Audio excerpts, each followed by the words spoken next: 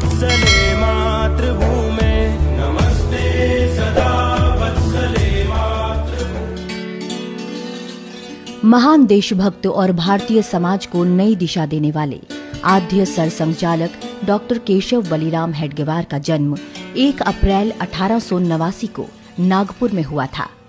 1910 में जब डॉक्टरी की पढ़ाई के लिए वो कोलकाता गए तो उस समय वहां देश की नामी क्रांतिकारी संस्था अनुशीलन समिति से जुड़ गए। डॉक्टरी की पढ़ाई पूरी करने के बाद डॉक्टर हेडगेवार वर्ष 1916 के प्रारंभ में नागपुर लौट आए। उन्हें अंतिम वर्ष के समापन पर बैंकॉक से एक आकर्षक नौकरी का प्रस्ताव प्राप्त हुआ, मगर उन्होंने उसे स्वीकार नहीं किया। उनके कई सहपाठियों ने अंग्रेज सरकार की नौकरी स्वीकार की, मगर डॉक्टर हेडगेवार इस बारे में स्पष्ट विचार रखते थे कि उन्हें किसी भी कीमत पर ब्रिटिश सरकार की नौकरी नहीं करनी है।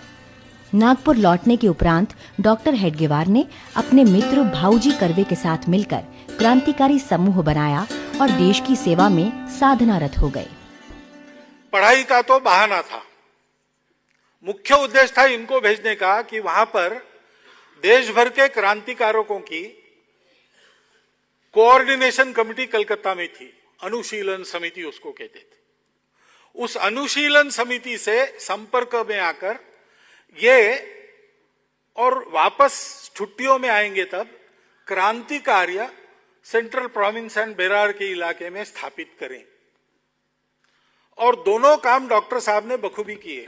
1920 में जब नागपुर में कांग्रेस का राष्ट्रीय अधिवेशन हुआ तो उस अधिवेशन में पारित करने हेतु कांग्रेस की प्रस्ताव समिति के सामने डॉक्टर हेडगेवार ने एक प्रस्ताव का सुझाव रखा था कि कांग्रेस का उद्देश्य भारत को पूर्ण स्वतंत्र कर भारतीय गणतंत्र की स्थापना करना और उपनिवेशवाद के चुंगल से मुक्त करना होना चाहिए। इस सुझाव को उस समय के कांग्रेस नेतृत्व ने अस्वीकार कर दिया। 1921 में कांग्रेस के असहयोग आंदोलन में सत्याग्रह कर गिरफ्तारी दी और उन्हें 1 वर्ष की जेल हुई। डॉक्टर साहब धीरे धीरे इस निष्कर्ष पर पहुंचे कि स्वाधीनता की प्राप्ति के साथ साथ अगर एक शक्तिशाली राष्ट्र का निर्माण करना है तो सामान्य समाज को राष्ट्रभाव से ओतप्रोत कर जाति, भाषा, मत और पंथ से ऊपर उठकर एक दूसरे के लिए जीने वाला बनाना होगा। इन सभी बातों को ध्यान में रखते हुए देश की स्वतंत्रता की प्राप्ति और उसके पश्चात शक्तिशाली वैभव संपन्न राष्ट्र बनाने के उद्देश्य से ही उन्होंने राष्ट्रीय स्वयंसेवक संघ की स्थापना की। पूर्ण स्वराज के उनके सुझाव को कांग्रेस ने 9 वर्ष बाद 1929 के लाहौर अधिवेशन में स्वीकृत किया। इसी के बाद 6 जनवरी 1930 को देश भर में तिरंगा फहराने का आह्वान हुआ तो डॉक्टर हेडगेवार के निर्देश पर सभी संघ शाखाओं में 26 जनवरी को राष्ट्र ध्वज फहराकर पूर्ण स्वराज प्राप्ति के संकल्प के लिए कांग्रेस का अभिनंदन किया गया। 1925 में विजयदशमी के दिन संघ कार्य की शुरुआत के बाद भी उनका क्रांतिकारियों के प्रति रुख सकारात्मक रहा।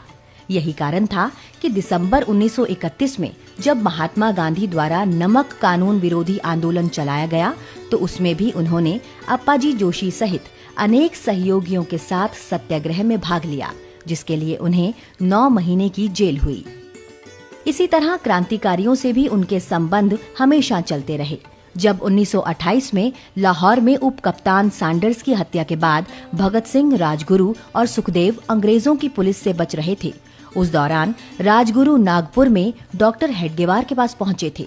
उन्होंने एक प्रमुख संघ अधिकारी भैयाजी दानी के निवास पर उनके ठहरने की व्यवस्था की थी। वो सुभाष बाबू से मिले थे, वो सावरकर जी से मिले थे, क्रांतिकारकों से उनका तो संबंध था ही। राजगुरु जब भूमिगत हुए तो नागपुर में, विदर्भ में उनके रहने की व्यवस्था उन्होंने की। संघ की स्थापना के बाद से ही देश को पूर्ण स्वतंत्र कराना और समाज को संगठित करना ही उनका मुख्य उद्देश्य बन गया। अंततः समाज को संगठित करते हुए उन्होंने देश को परम वैभव तक ले जाने का संकल्प लिया। अपने जीवित रहते 1940 के नागपुर प्रशिक्षण शिविर में उन्होंने हर प्रांत से आए स्वयंसेवकों को देखकर उसे लघु भारत कहकर पुकारा था, लेकिन अपने महान संकल्प को वो हम सब स्वयंसेवकों के लिए छोड़ गए। शायद इसलिए कि हर स्वयंसेवक परम वैभव के उस लक्ष्य को समझ सामूहिक रूप से अपनी योग्यता, क्षमता अनुसार निस्वार्थ भाव से तब तक इस कार्य को करे जब तक परम वैभव के अपने लक्ष्य की प्राप्ति न हो। पूर्व प्रधानमंत्री अटल बिहारी वाजपेयी के शब्दों में आद्य सरसंघचालक के महान व्यक्तित्व को समझा जा सकता है। बीते वर्ष अनेक पंथ पर राही एक चला था, अंधकार का वक्ष चीर कर दीपक एक जला था, दैन्य दास्य का पंख दबाकर शतदल कमल खिला था, काल रात्रि को भेद ज्योति का प्रखर पुंज निकला था। पथ पर चलते चलते ही वह राह बन गया,